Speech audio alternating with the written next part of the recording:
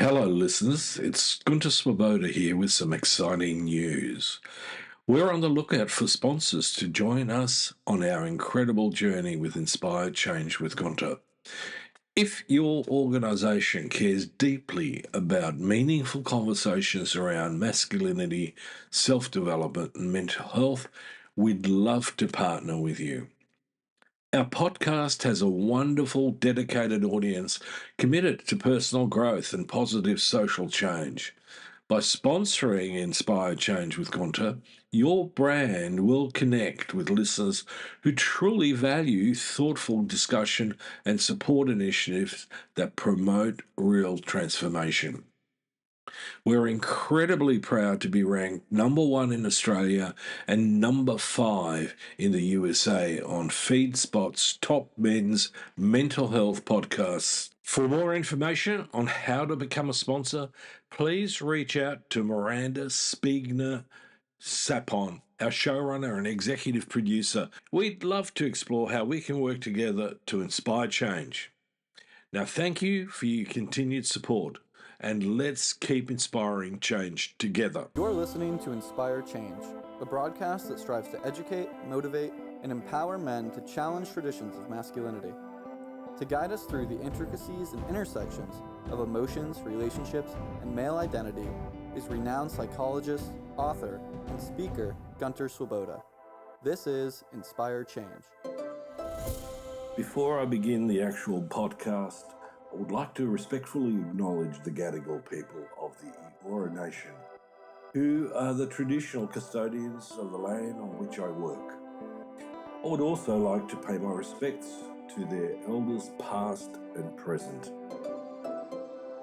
Welcome everybody to another episode of Inspire Change with Gunter.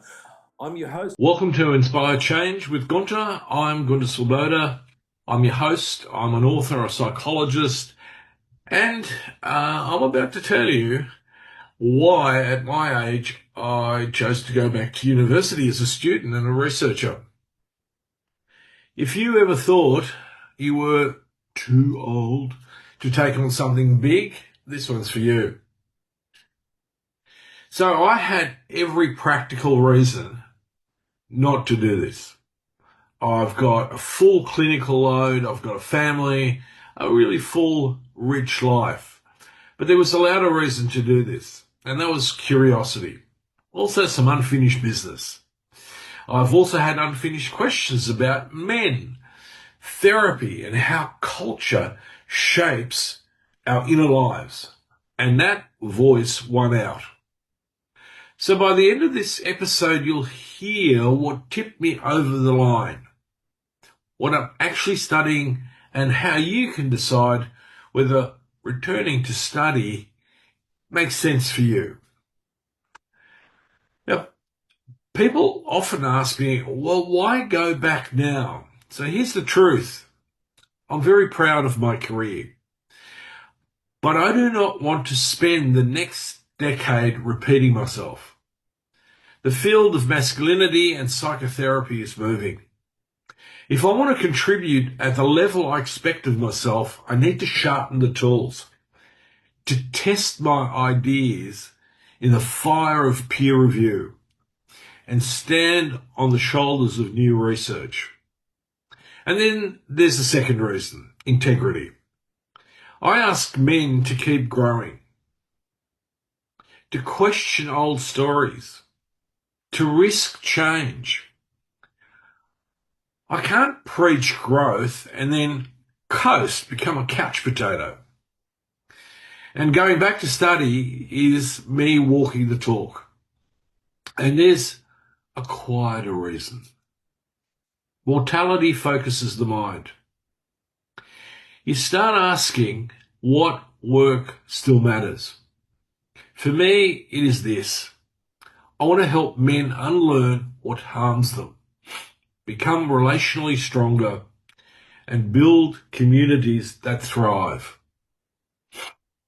So, what is it that I'm researching in plain language? Fundamentally, I've decided to investigate how traditional masculine norms, i.e. patriarchy, get inside the therapist. especially male therapists, and then show up in the therapy room, not just as ideas, but in the body, in the micro moments of practice. Think breath, tone, timing, the pull to fix rather than feel, the tendency to protect competence at the expense of connection. And competence reflects, in a sense, where we think our status lies. Now, there's two working concepts that guide me. The first one is what I call the masculine introjection. In psychotherapy, introjection is basically integrating, assimilating social memes, messages, attitudes, belief that then reside within the unconscious.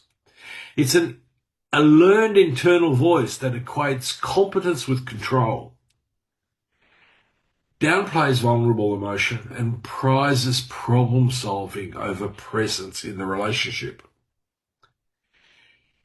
You can hear this as get it done, keep it together, don't show too much. The second core concept is what I call the triadic habitus, which is three overlapping contexts that train us: the wider culture we grow up in, the professional training we receive, and the personal world we carry from home and history. When they align, we flow. When they fight, we feel torn. And therapy sits right in that tension. My questions are practical. When a male therapist's learned restraint meets a client's need for attunement, what happens to the alliance? Do we miss repairs because the body says, hold it in? How should we train and supervise therapists in this context? In many respects, this isn't a moral issue, but it's also a clinical skill set. Now, the other thing I'm asked is, well, why do this through a university? And my answer usually is this: because evidence and dialogues matter. I want my claims stress tested by people who may or will disagree with me. I want methods that hold up. I want to contribute to training programs, not just opinion pieces. A degree is not a vanity project. It's accountability. There's also access. Universities give you the library, the data, the ethics process, the networks. And I've really, in a way, rediscovered this wealth of a gold mine. Now, if you want your work to outlive you, build it on foundations others can stand on. And that's exactly what I want to do.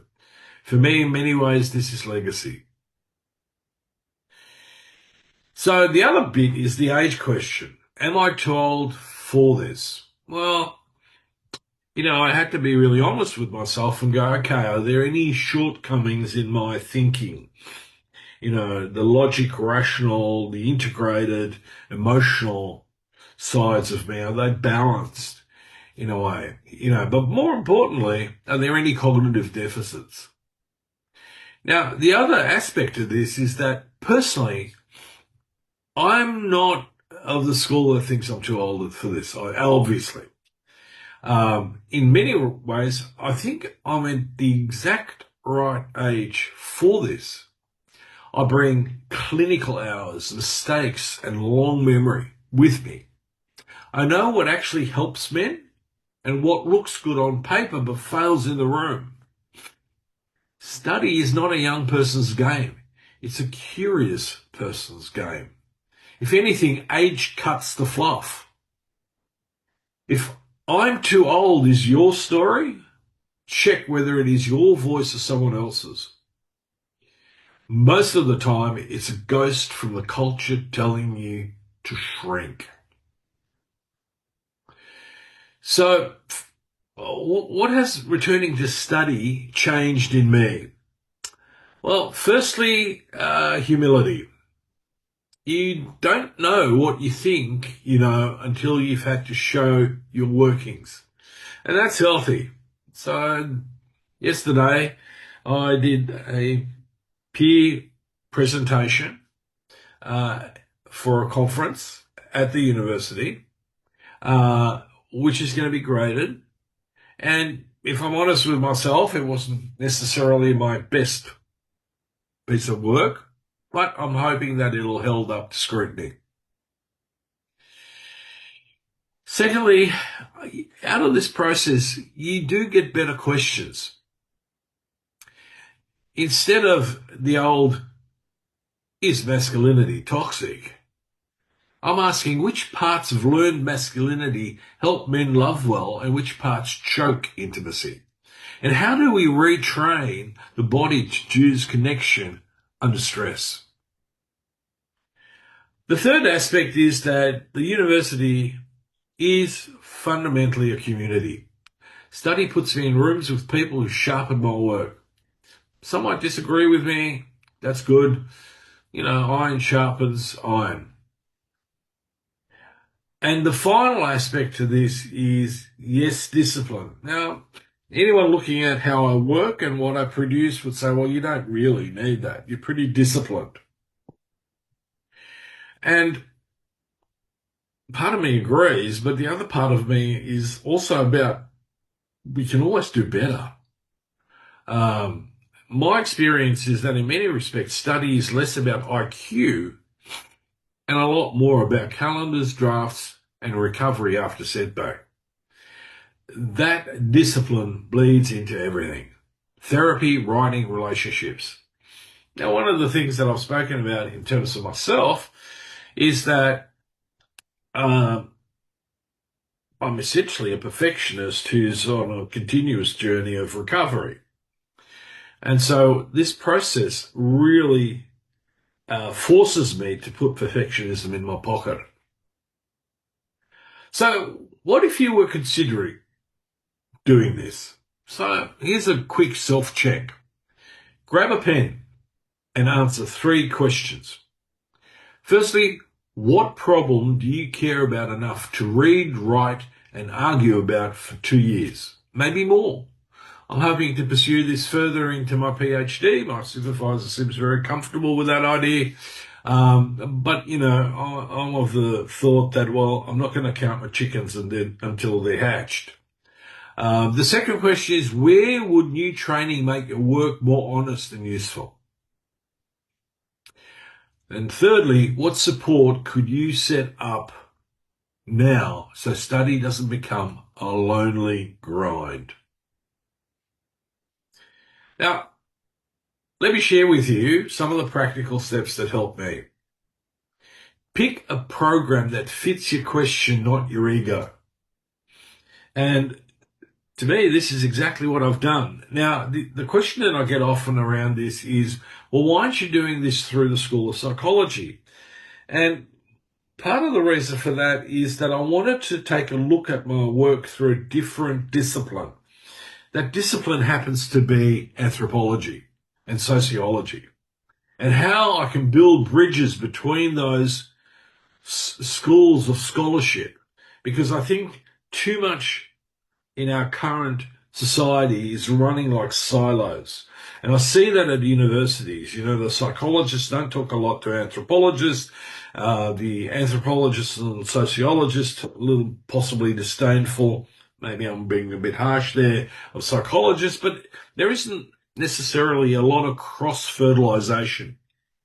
And this particular research that I'm working in is all about cross-fertilization. It's about bringing anthropology, sociology, and psychodynamic psychotherapy into the room and creating a dialogue in that process. And so my interest in masculinity on all sorts of different levels, whether it's from the intrapsychic personal journey of healing to the massive picture of social change, of, you know, sustainable ecological balance, because essentially we all are part of an ecology. We are not little islands unto ourselves. I wanted to introduce you to the folks over at More Labs.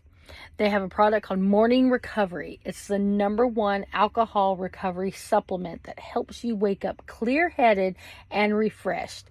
Clinically proven and trusted by thousands with 20 million plus bottles sold and a 4.9 star rating on Google. It works. Try it risk-free, and we will give you an exclusive discount for you to enjoy with our promo code at morelabs.com. Details and links about the company, their products will be listed in the show notes, so please check there for more information, and also the direct link to our promo code. This is seriously important in my view, and it has massive implications, not just in training psychotherapists, but just as a whole way of exploring being human. So this project for me is not about my growth. It's not only about my growth. The bigger aim is cultural. We men need better stories. We therapists need better training. Why do I say that? Because the reality is when I took a curriculum audit, I discovered that the issue of masculinity is virtually silent in our training and in our supervision. That concerns me. The other part of it, communities need men who are strong in the right place. Returning to university is one way I can help build that future with evidence, clarity, and teachable tools. So if this whole thing has stirred something in you, sit with it. Ask better questions. Back yourself. And if returning to study is part of your path, I hope you take that step. Whatever people in the media tell you that university degrees are useless, pointless, you might as well put that money into a house, they are talking shite. It's as simple as that. It's bullshit. To be educated in life experience, philosophically, professionally, and spiritually is fundamental to creating a sustainable planet, sustainable relationships, a sustainable self. So at this point, thanks for listening to Inspire Change with me. I hope that stirs something in you. Most importantly, back yourself. Follow the show, leave a review, and most importantly, share this with someone who needs permission to start again, or just to start. And I'll see you next time. Hello to all our listeners. We thank you for tuning in and promoting positive social change. This makes you a part of Gunter's efforts in transforming not only men's lives, but lives in general, and we are grateful that you have joined us. This week, we're thrilled to announce that Ethiopia was number 20 on our global listeners list, specifically in a-duhs-ah-buuh-baa. Congratulations! We appreciate your efforts to support positive social change and thank you for joining Africa's efforts in inspiring positive social change. Next, we take a look at the USA. Let's congratulate our listeners in McGee, Mississippi for bringing your state to number 10 on the USA Top Listeners List. Congratulations! I, Devonna Prinzi, the co-executive producer, and our showrunner, Miranda Spagner-Sapone, sincerely thank you and ask that you please take the time to like, follow, subscribe, and share as your efforts make a difference to everyone here at Inspire Change with Gunter. Please remember, if you want to share your story of social change, feel free to reach out to the show directly. Please see the show notes for our contact information. As always, thank you to each and every one of our listeners, and most importantly, please keep inspiring positive social change. Love to hear from you. And if you're interested, Please check out my work on www.gunterswoboda.com or www.goodmengreat.com. Thank you for listening to Inspire Change, a broadcast that strives to educate, motivate, and empower men to challenge traditions of masculinity. For more information on the Making Good Men Great movement, or for individual or group coaching sessions with Gunter, visit goodmengreat.com.